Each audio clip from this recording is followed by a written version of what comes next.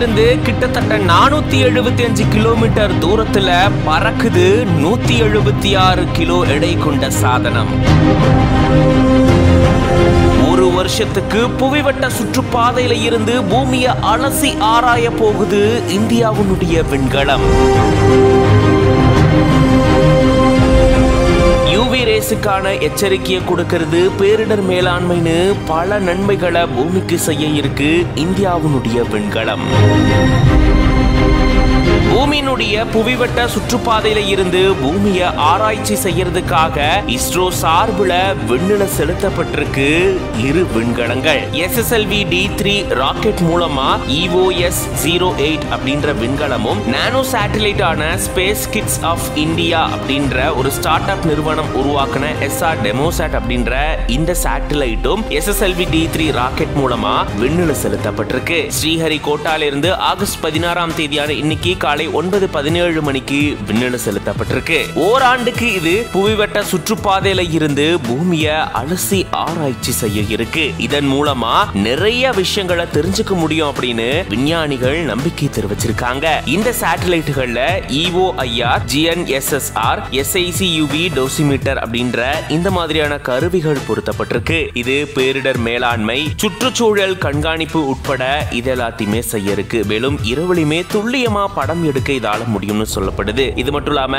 கடல் மேற்பரப்புல காற்றினுடைய தன்மை எப்படி இருக்கு, மண்ணினுடைய ஈரப்பதம், நீர்நிலைகள் எங்க இருக்கு அப்படின்றதையும் துல்லியமா தெரிஞ்சுக்க முடியும். அதே போல யூவி ரேஸ் வந்துச்சுன்னா அதனுடைய அளவை கணக்கிட்டு எச்சரிக்கையும் விடுக்க முடியும் அப்படின்னு சொல்லப்படுது. இதன் மூலமா பூமிக்கு நிறைய நன்மைகள் கிடைக்கும் அப்படின்னு விஞ்ஞானிகள் நம்பிக்கை தெரிவிச்சிருக்காங்க. இப்படிப்பட்ட விண்கலங்கள் SSLV-D3 அப்படின்ற ராக்கெட் மூலமா ஸ்ரீஹரிகோட்டால இருந்து விண்ணில செலுத்தப்பட்டிருக்கு. கிட்டத்தட்ட 6 மணி நேர கவுண்டனுக்கு அப்புறமா காலை 9:17 மணிக்கு இது விண்ணில செலுத்தப்பட்டிருக்கு.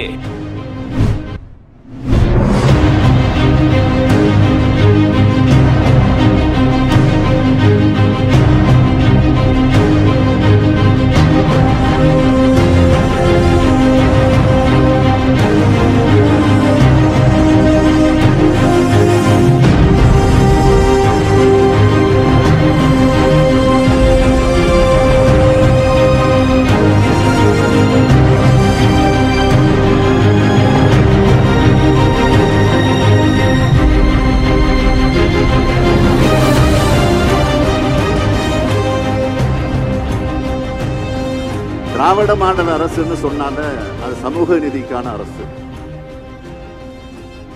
பெண்கள் பொருளாதார விடுதலை பெறுவதும், இளைஞர்கள் கல்வி உரிமை பெறுவதும் தான் சமூக நீதியை நோக்கிய நம்முடைய பயணத்துக்கான அடித்தளம். அதனாலதான் இந்த ரெண்டுக்கும் அரசால் என்னென்ன உதவிகள் செய்ய முடியும்னு பார்த்து பார்த்து செய்கிறோம். பொருளாதார விடுதலைன்னு எடுத்துக்கிட்டா, பெண்களுக்கு பேருந்துல கட்டணம் இல்லாம பயணம் செய்யக்கூடிய வசதியை உருவாக்கி கொடுப்போம்னு வாக்குறுதி கொடுத்தோம். சொன்னபடியே முதலமைச்சரானதும் நான் போட்ட முதல் கையெழுத்து விடியல் பயணம் திட்டத்துக்கு தான்.